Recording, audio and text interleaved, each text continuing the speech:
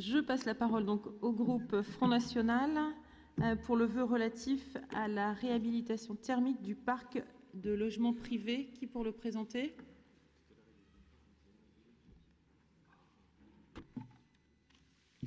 Allez-y. Monsieur Nicolas Hulot, ministre d'État, ministre de la Transition écologique et solidaire, souhaite mettre en place le deuxième volet de son plan climat avec des mesures plus contraignantes que par le passé. Ce volet complémentaire comprendrait un système de bonus-malus sur la fiscalité des bailleurs, à l'image de celui existant pour les voitures. Par ce système, les propriétaires de logements pâtissant de mauvaises performances énergétiques seraient plus lourdement taxés que les autres. Est également envisagée l'obligation de travaux avant toute vente, sous peine de voir les taxes, appelées droits de mutation, augmenter. De même, un passeport énergétique pourrait être imposé aux logements considérés comme étant des passoires énergétiques, ceux classés dans les catégories F ou G. Leurs propriétaires seraient alors contraints à l'obtention d'une étiquette A ou B après une série de travaux imposés dans le temps. L'objectif à terme serait la rénovation des bâtiments mal isolés, soit 7,5 millions de logements à l'horizon 2030 selon des données ministérielles. Les mesures coercitives annoncées nous paraissent constituer une menace réelle sur le parc immobilier privé. Elles accentueront la fracture sociale entre les métropoles, où se situe la plus grande part du parc locatif social, et la ruralité. Elles aggraveront la désertification des centres-bourgs par une désaffection croissante pour les logements anciens, voire leur abandon total, entraînant ainsi la perte de la diversité et du patrimoine architectural local.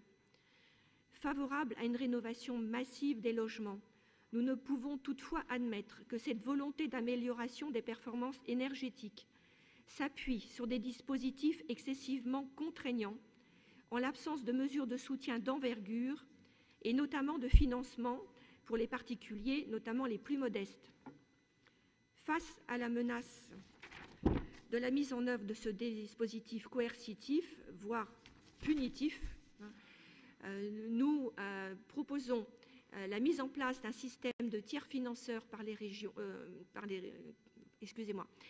Vous avez 2 minutes, il faut conclure. Constatant qu'à ce jour, aucune tentative de mise en œuvre d'un système de tiers financeurs par les régions n'a pu aboutir, nous émettons le vœu que soit mis en place rapidement un vaste plan national de réhabilitation thermique bénéficiant au parc immobilier privé, soutenu par des mesures incitatives à l'exclusion de mécanismes coercitifs et de surtaxation, et dont le financement sera assuré par la mise en place d'un tiers financeur et des prêts à taux zéro. J'ai fini.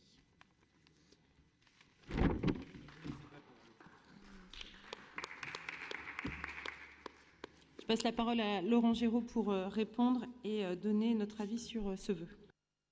Madame la Présidente, c'est un avis défavorable. Sur le principe, on partage les considérants qui ont été exprimés. Simplement, rappeler qu'en 2013, déjà, à la demande du ministre du Logement, qui était Cécile Duflot, et du ministre de l'Écologie, Delphine Batho, la Caisse des dépôts avait fait des propositions sur ce sujet dans le même sens, reprises par la suite d'ailleurs par un certain nombre de régions qui ont travaillé sur le sujet, la région Nord-Pas-de-Calais, la région Aquitaine, sans succès. C'est aussi pour répondre à l'interpellation tout à l'heure sur l'engagement de la région sur ce point. On pense que le sujet n'est pas mûr au niveau national et qu'on n'est pas en mesure de pouvoir mettre un dispositif national qui réponde.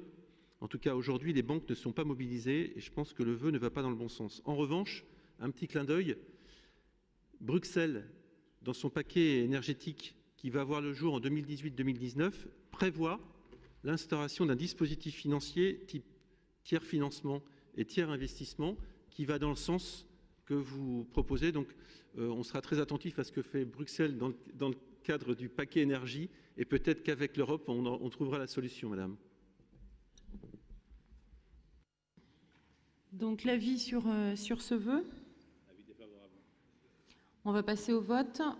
Qui est pour? Qui s'abstient? Il est rejeté.